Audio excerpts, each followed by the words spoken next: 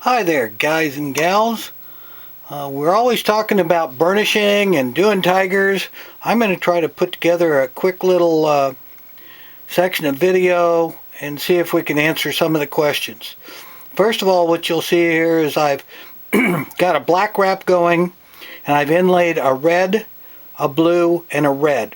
I'm going to do 3 threads and remove 2 sacrificials on the final overwrap. So I'm just going to do a little segment right now of how I wrap it.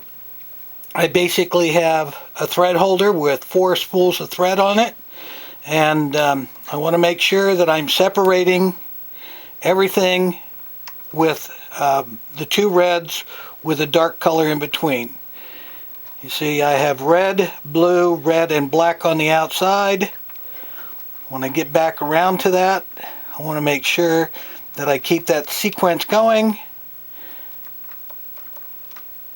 and I have to wrap this all the way across the whole area that I'm going to be doing my tiger wrap. What I'm actually doing, if you're wondering what this other thread is I've done a weave. Now I'm doing a tiger wrap off the ends of the thread of the weave as anchoring the weave. It'll eventually go under a guide, and then I'll do another segment of tiger wrapping up the other end. So it's a little harder than normal because I have to deal with these other pieces of thread.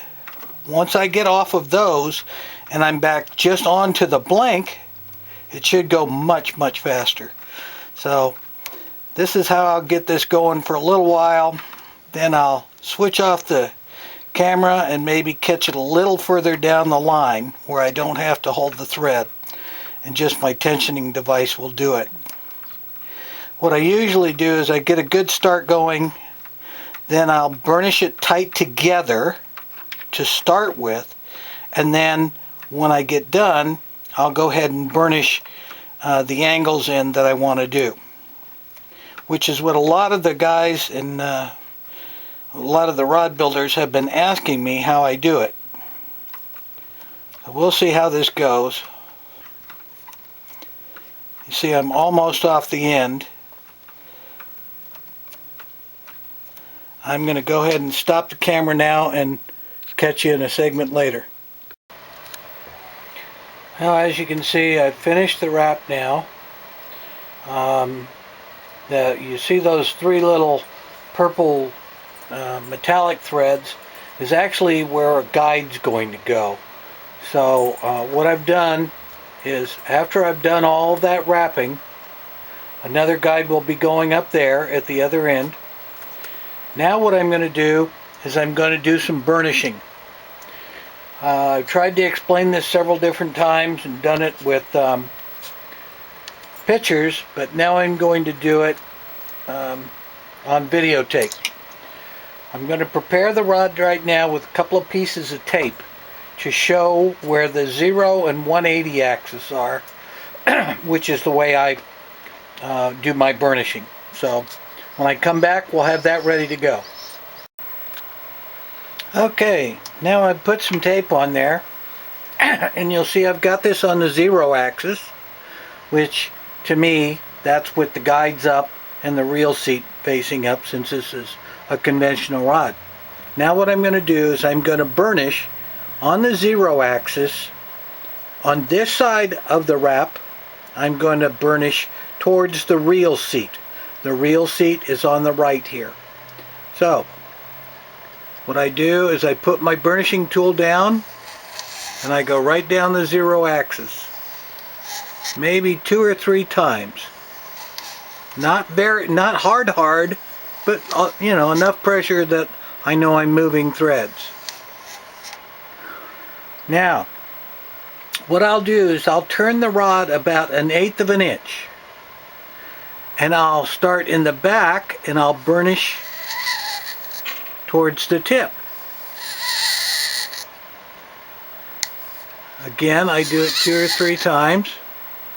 Then I'll go 1/8 of an inch on the other side of the 0 axis, and again from the butt to the tip.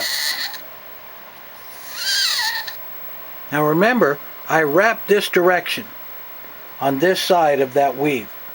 On the other side of the weave, I'm going to move this over a little now.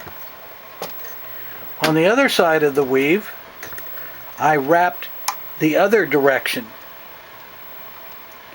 But I'm going to burnish, just so it's easy to remember for myself, I'm going to burnish again from the tip towards the butt on the 0 axis. So, again, 2 or 3 times, nice and firm, not so hard as to make the thread jump over the top of itself, but nice and firm. Okay, now I'll turn it 1/8 of an inch, and I'll go from the butt direction to the tip. Again, 1/8 of an inch the other side of the 0 axis, from the butt towards the tip. And then one last time I'll go from the tip towards the butt on the 0 axis. Now I'll go back over here, do the same thing, one more time on the 0 axis, from the tip towards the butt.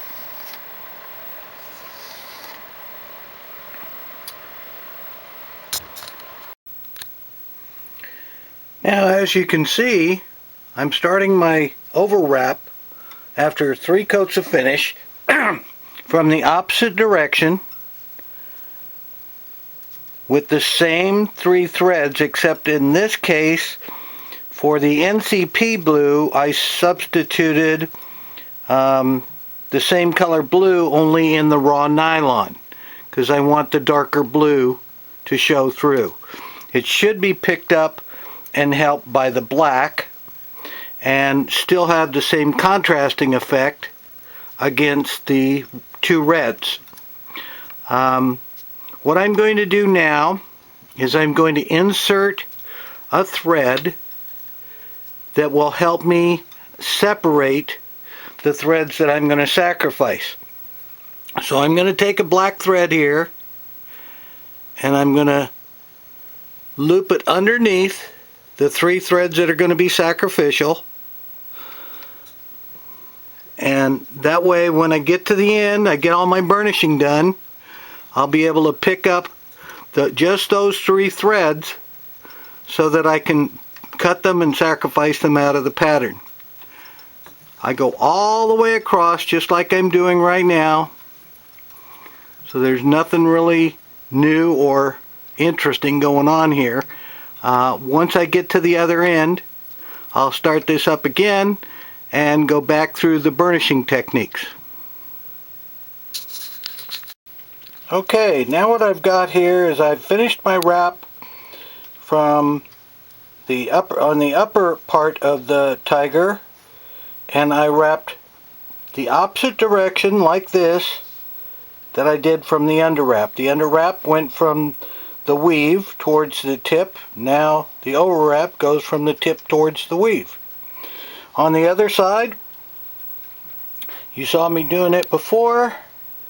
There's the thread to pull the sacrificial, and I wrapped from the butt end of the rod up this direction towards the weave. So now I'm ready to do my burnishing, so I'll put this on the tripod and show you how I burnish. Now what I'm going to do is I'm going to burnish the opposite of what I did below. Below I went this direction, now I'm going to go from the weave towards the tip on the 0 degree axis, and I'm going to go 1/8 of an inch and go the opposite direction, 1/8 of an inch, go the opposite direction. Then I'm going to go on the other side of the rod on the 180 degree. I'm going to burnish towards the tip on the 180 degree axis. 1/8 of an inch, I'll go the other direction. 1/8 of an inch, I'll go the other direction. Same thing on the other side. The other side here. Move the camera, get a good shot of it here. On the other side, what I'm going to do is on the 0 degree axis, I'm going to go from the butt end towards the tip on the 0 degree axis. Then I'm going to turn it 1/8 of an inch go the opposite direction, turn it an eighth of an inch, go the opposite direction, then go to the 180 degree axis, again from the butt towards the tip,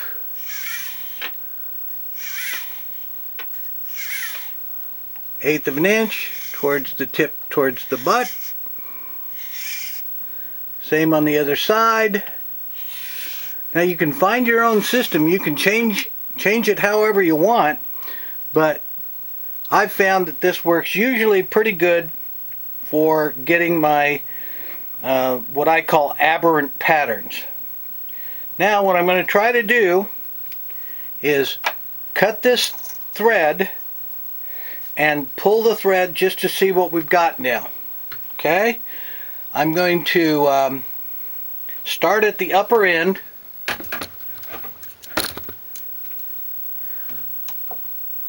And what I'll do is I'll grab the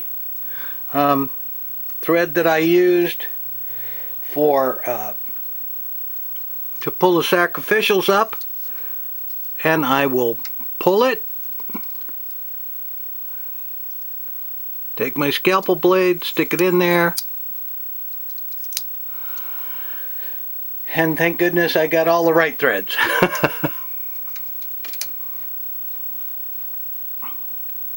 Then I like to just unwind it. Some people try to pull it, and when you do, what ends up happening is that you pull the thread that's staying out of shape, and it messes up your pattern.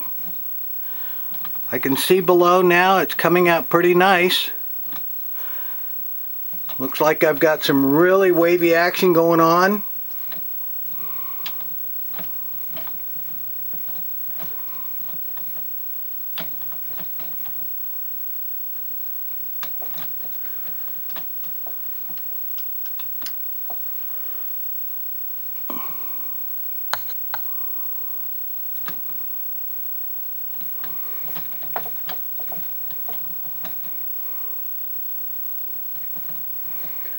I don't know how this is going to come out in video, but it's looking really good in person here.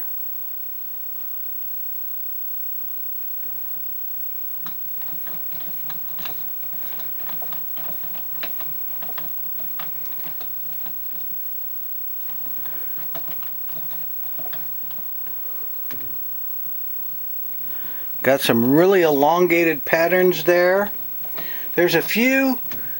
There's an interesting stripe in here, and that's a metallic thread that I put in so that I would know where to place my guide.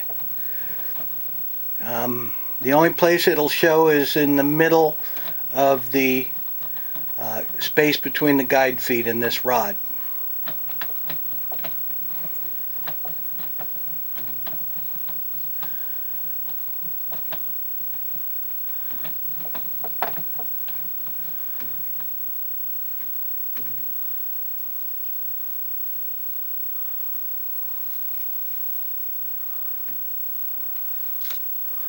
Okay, pull it out. That looks pretty good. I may be able to change the camera around in a little while and give you a closer look at it on video. Okay, I'll go prepare the other side now. I've got to get this side cleaned up.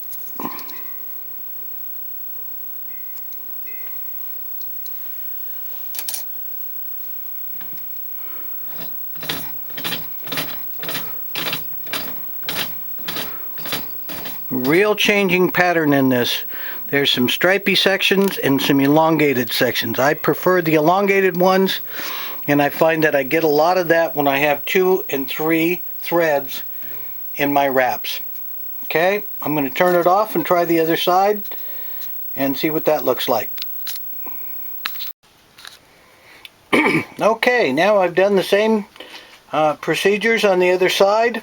I've tried to get the camera a little closer, and you can see the patterns are more elongated. There's some circles, some long stretch lines. Came out really good. Now this was with 4 threads in the underwrap, 4 threads in the overwrap, but 3 sacrificials. Moving it along here, you can see it's all the way to the weave. Towards the butt, there's one little section where it actually went into a tiger type pattern for a short distance, but then broke into the aberrant pattern. And the same thing on the other side. I'll move it over there.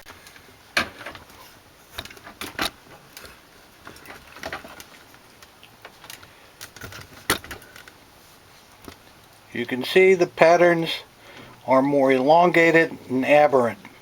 Now what I'm going to do is I'll put color preserver on this since I'm using some raw thread. Then I'll put the finish on it, and before I put the guides on it, I'll take another picture of it outside and show you what it looks like.